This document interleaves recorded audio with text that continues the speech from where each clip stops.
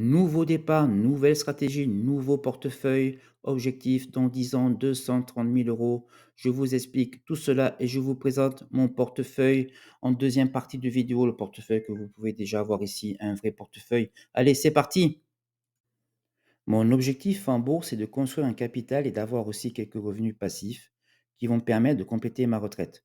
Ma capacité à investir à partir de 2026, donc très très bientôt, sera d'à peu près 1 000 euros par mois, donc 12 000 euros par an. Mon horizon de temps est 10 ans. C'est ma première étape, mon premier jalon.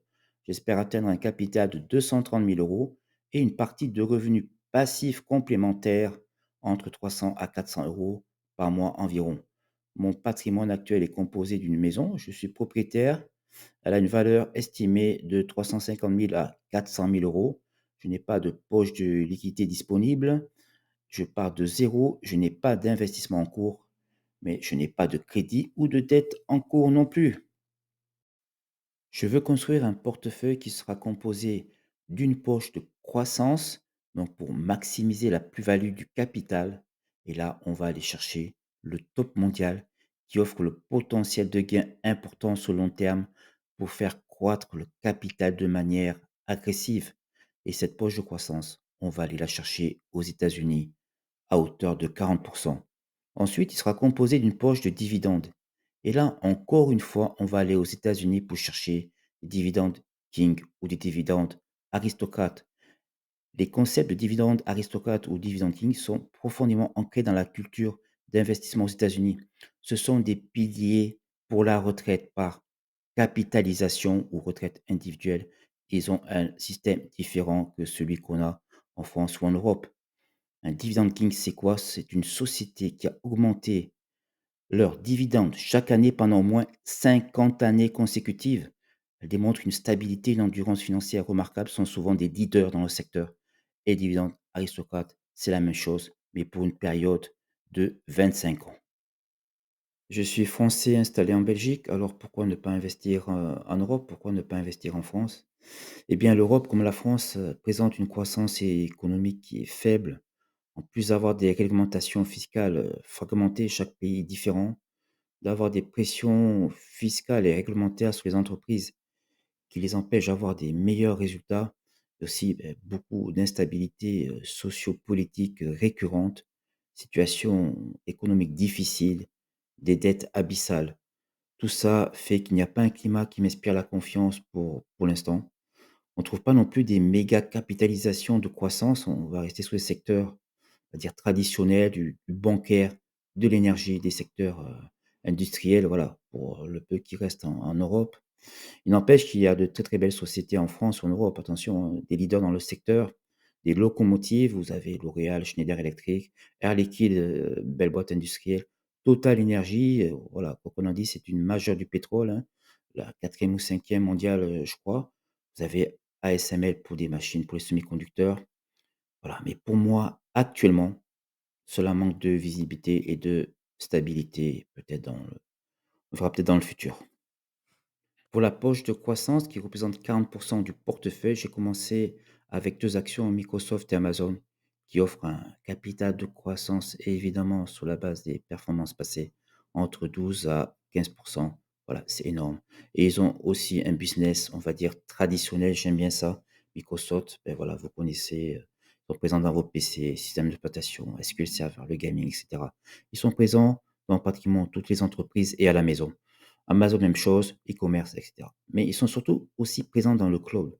Ce sont les 2 leaders mondiaux du cloud, les data centers, les serveurs physiques. Ils vont accueillir des sociétés comme, Netflix, Spotify, mais aussi les acteurs de l'IA. Donc vous avez OpenAI, ChatGPT qui se trouve hébergé par Microsoft. Voilà, au niveau du marché du cloud, Amazon a 30%, Microsoft a 20% et Google 10%. Voyez, avec ces 2 entreprises, vous avez 50% du cloud dont vous êtes indispensable pour l'IA, tout en conservant votre, segment, d'origine où ils sont aussi leaders. Pour la partie dividende, eh bien, comme je vous l'ai dit, nous allons aller sur le Dividend King et Aristocrate. Johnson Johnson, de la santé pharmaceutique. On part du coton-tige pour nettoyer les oreilles jusqu'aux neurosciences. Vous voyez, c'est très, très, très large. Coca-Cola, vous connaissez. Avec ces 2 sociétés leaders, on apporte une stabilité défensive, du dividende, une belle croissance du dividende et une croissance du capital qui n'est pas négligeable. Maintenant, pour amener une touche industrielle, Union Pacifique, c'est une société de transport ferroviaire, un dividende bientôt aristocrate. Il est allé à sa 24e année d'augmentation de dividendes, encore une année, et ça sera un aristocrate. Mais aussi une bonne croissance du capital qui n'est pas négligeable. Voilà, essentiellement présente sur le du territoire, elle effectue le transport ferroviaire de toutes les marchandises liées à l'économie, l'énergie, la matière première, les minières, etc., etc. Donc ça permet d'avoir une présence plus large sur l'économie industrielle du pays. Voilà mon portefeuille de départ qui peut évidemment évoluer.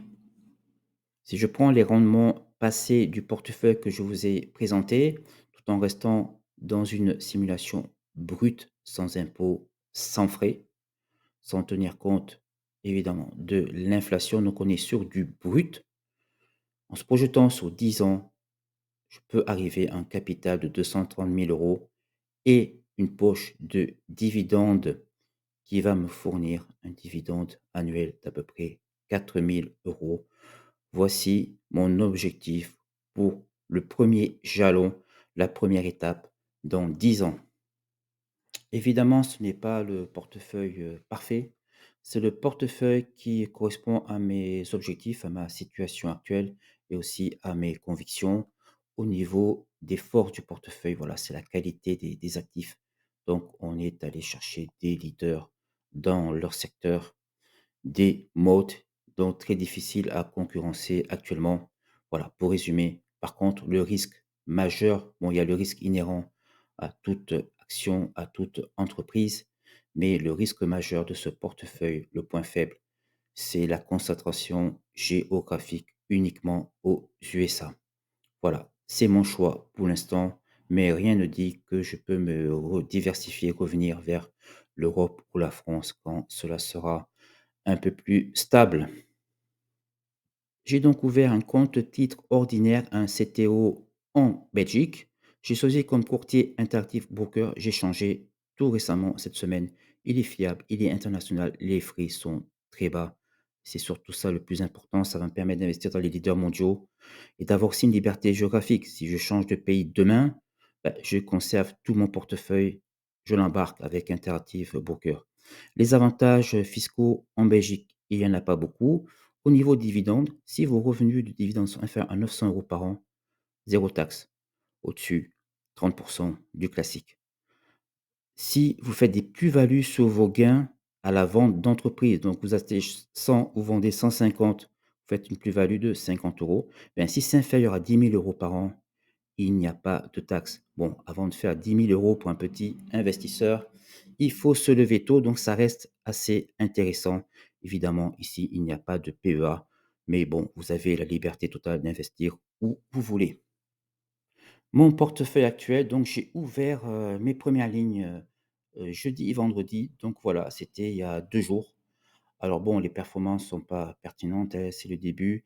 J'ai commencé avec 2 actions Johnson& Johnson, 2 actions Coca-Cola, une Microsoft, une Amazon. On va voir ce que ça va faire. Pour l'instant, eh bien, je suis en moins-value d'à peu près 10 euros. Bon, c'est le début. Il y a les taxes à payer, les frais de change, etc. On va voir ce que ça va donner. Je vous ferai un bilan mensuel de l'évolution du portefeuille avec toutes les nouveautés. On croise les doigts. Alors, présentation ultra rapide des sociétés Johnson& Johnson, de la croissance, de la qualité, Coca-Cola, croissance, qualité, Microsoft, croissance, qualité, toujours la même chose, Amazon, croissance, qualité, et pour terminer, celle qui n'est pas encore dans mon portefeuille, Union Pacifique, croissance et qualité. Je vais revenir plus en détail sur les sociétés que j'ai choisies dans mon portefeuille de départ. Je ferai des vidéos spécifiques là-dessus. Un point d'attention, je n'ai pas précisé, les valorisations aux États-Unis sont plutôt très hautes. En d'autres termes, les sociétés, les actions sont chères. Voilà, je vous remercie d'avoir regardé la vidéo. Je vous souhaite une bonne journée, bon week-end, bonne soirée au moment où vous allez regarder ça. Et je vous dis à très bientôt.